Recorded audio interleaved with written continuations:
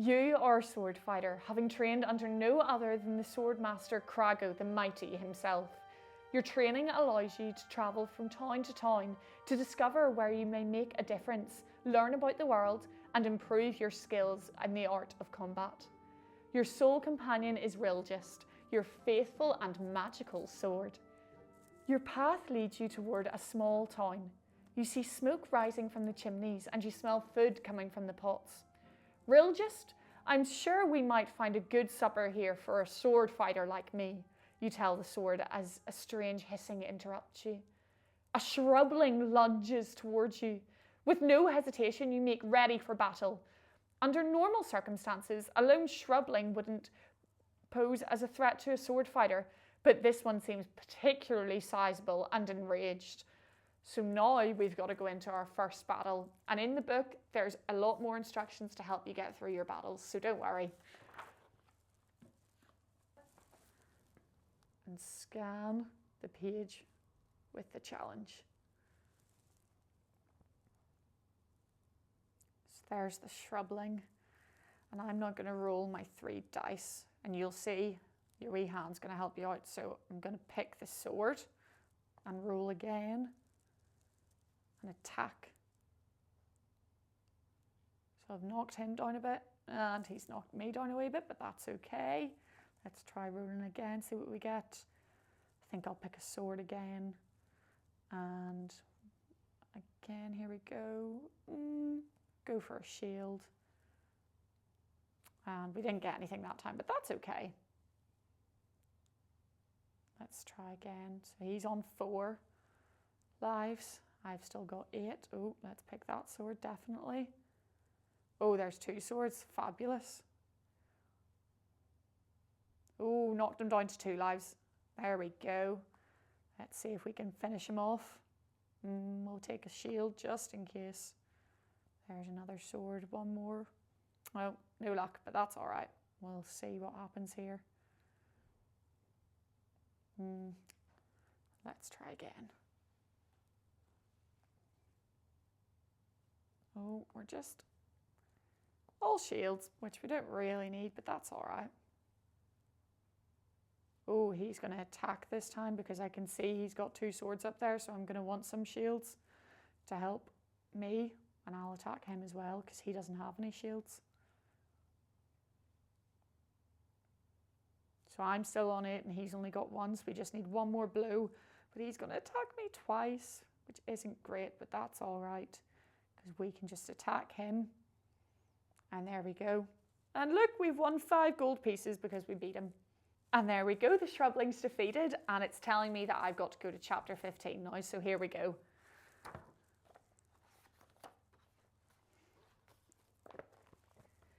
Easy as pie. You beat the shrubling and found 5 gold pieces. Those were probably stolen from innocent travellers. As a sword fighter, you've taken an oath to keep the world free from monsters and move towards the town quite pleased with yourself. Now it's telling me I've got to go back to chapter 1. You arrive in the small town of Randomia. It seems just like many other towns you've visited. In its centre there is a town square, a well, a large tree and a statue depicting the mayor quite unfavourably. Surrounding the square are small stores and merchants, and business seems ripe. You walk towards the well for a sip of water. You ask an elderly woman pulling the bucket for a nice but not too expensive place to eat. She smiles kindly back at you and points toward a small inn. Thus we make our way to the inn, my steeled companion, you tell your sword, which remains silent. At this point, we have 2 choices. I can either go to the inn directly, or I can look around for a merchant, but I think I'm going to go to the inn directly. The sign hanging over the inn door says, "The Sugar Cube." You walk inside and notice that it smells of burnt porridge. What does an overnight stay at the Sugar Cube cost for a sword fighter? You ask the innkeeper. It's 1 gold piece and you even get breakfast, he replies. But, by the way, you pay when you leave. That's quite expensive, but okay, you say, pulling over a piece of gold from your purse and putting it on the counter. No, the innkeeper pushes the coin back firmly. I will only take it tomorrow. Sure, I guess it can wait. you mumble and take back your gold piece. As you look around the inn, you find a man with a knitted hat, a well-groomed beard and a fine vest with silver buttons. It has to be a dodger. The knitted hat is their mark. You ask if you can have a seat at their table, and the dodger nods yes as he continues to eat his burnt porridge. You have any news to share? You ask the dodger as he smiles and looks at you with luminous eyes. Well, he says, if I were you, I'd get out of Randomia right away. That's, of course, if you'd like to keep a hold of your gold. You see, a wicked dragon comes around here every week to claim all of the gold in the town. A dragon! You've always dreamt of meeting such a thing. You grab hold of your sword, Rilgist. The dodger shakes his head. This here dragon isn't so easily defeated. It's mean, fierce, and very large, he says. Come to think of it, it's supposed to visit today. The ground shakes under the inn with a loud bang as something large and heavy lands outside. The dodger snaps his fingers and turns invisible. You draw your sword and place your shield on your arm to carefully look outside. Unlike dodgers, sword fighters are known for their courage, and you are one of the most courageous. After all, you were selected by Swordmaster Krago himself. You go outside to see what's happening at the town square. The dragon stands before you, large, mighty, and vile, and purple. Its long, pointy teeth glisten in the sun. This battle could be your ticket to the Hall of Legends, where sword fighters of all ages have had their heroic deeds recorded. Everyone around you seems to throw their gold pieces in the town square as the greedling collects them and counts them one by one. The Gloom Dragon, Worm Deathtail, has arrived. The greedling yells out, everyone must throw their gold pieces into the square. It continues. Otherwise, Worm Deathtail will destroy your houses and eat your children and devour your grandmothers. As the greedling yells out, the dragon laughs out loud. I'm not letting you get away with this, you say as you clench your teeth. Ridgelist, are you ready? You run towards the dragon with your sword held high. And now we've got to battle the dragon.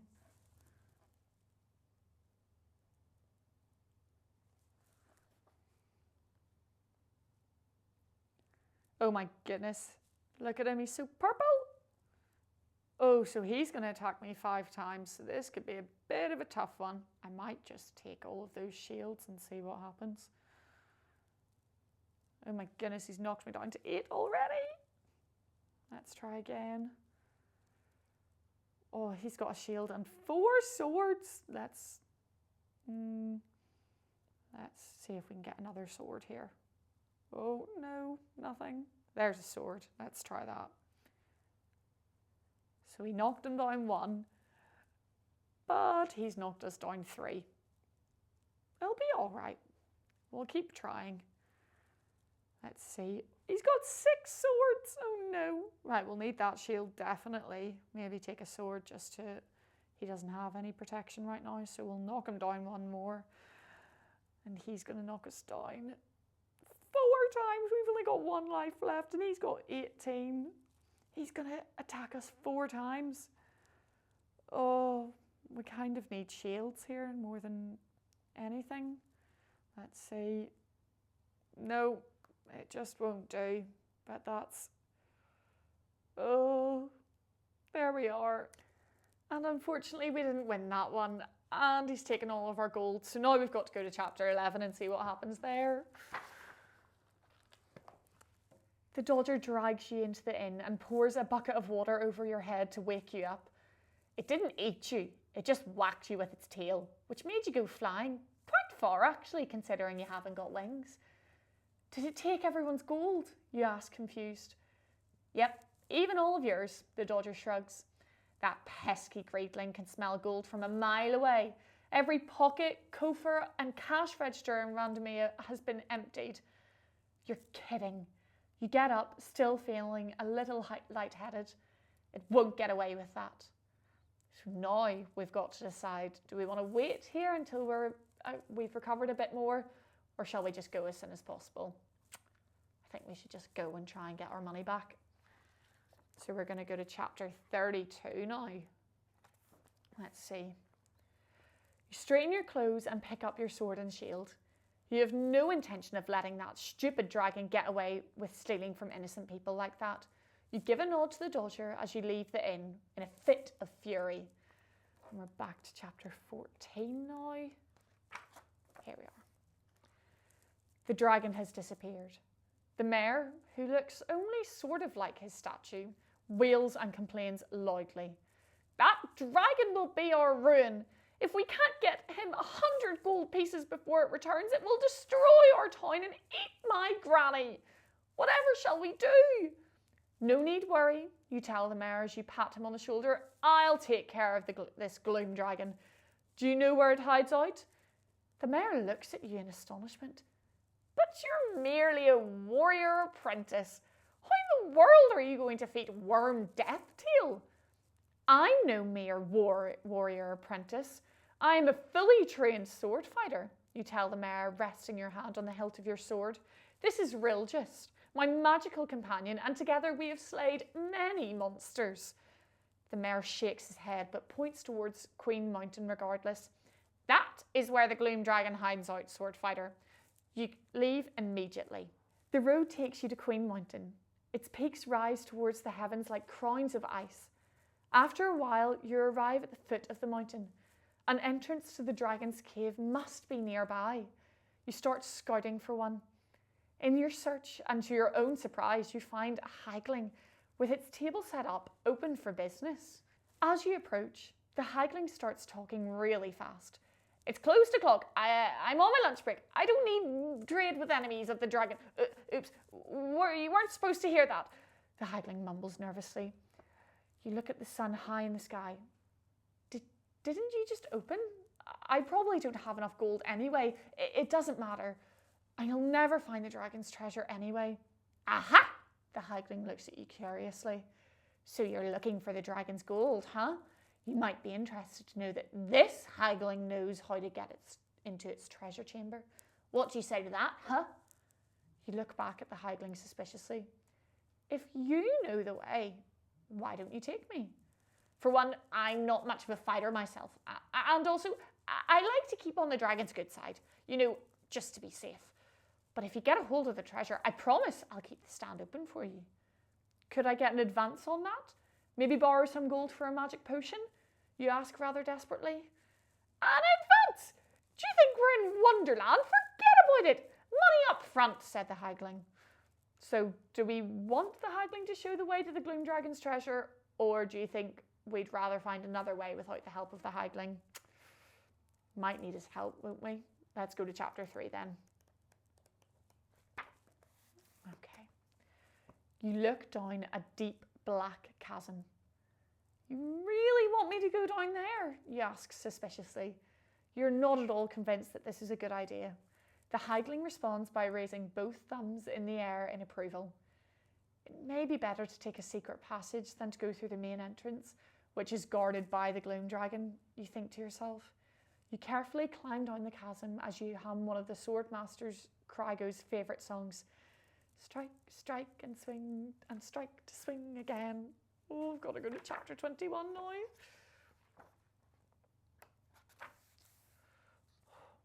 The journey down the chasm is not a fun experience. There are many narrow places. Although you're close to getting stuck several times, you manage to squeeze through. As you near the bottom, the final bit becomes slippery and you've nothing to hold on to. You must take a leap of faith. You land with a bump and notice a dim light coming from a small crack in the wall. You crawl through it and discover yourself in a large room. Huge piles of gold lie everywhere in this room. There must be thousands of gold pieces. You made it right into the treasure chamber of the Gloom Dragon. You take a quick look around to see if the Gloom Dragon is here too. But the treasure chamber is so large, you cannot tell if it hides somewhere in the shadows. Carefully, you start shoveling gold pieces. The Gloom Dragon could be nearby, so you must hurry and collect as much gold as you can before it comes round. Ideally without making too much noise. So now we've got to try and get as much gold from this chasm as we possibly can. Let's see how much we can get. how well we get on here. There we are. Let's see. Oh my goodness, look at all the gold coming. Right, tap as fast as we can. Use your fingers to get as much gold as you possibly can in the time. We got 54 pieces. That's really quite good going. So let's go to chapter 20 and see what we have to do next.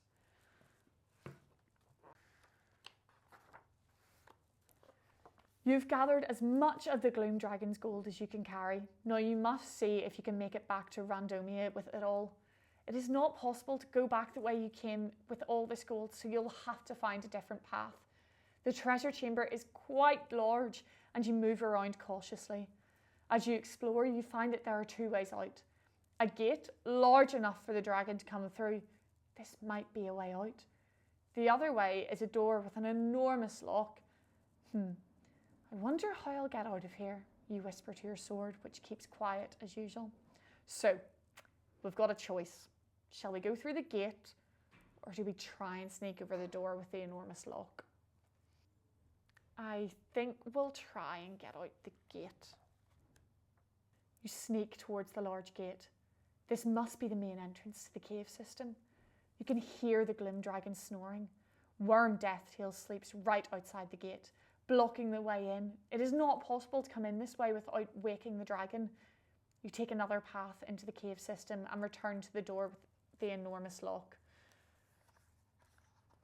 The door has a strange and rather large lock. Or could it be a trap? In any case, it looks like you need to do something in order to open it safely. So now we've got another choice.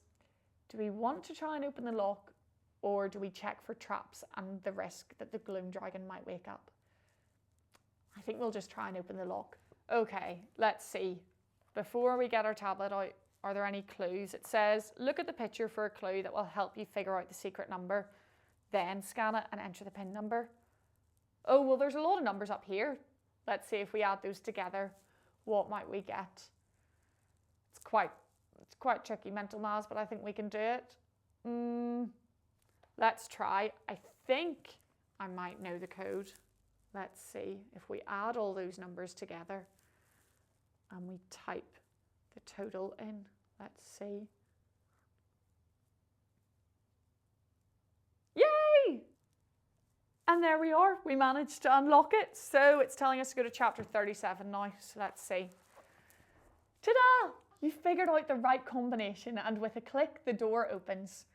That's where we're going to finish up today, but if you'd like to find out what happens next, you can get your own copy of the Gloom Dragon following the link below in the description.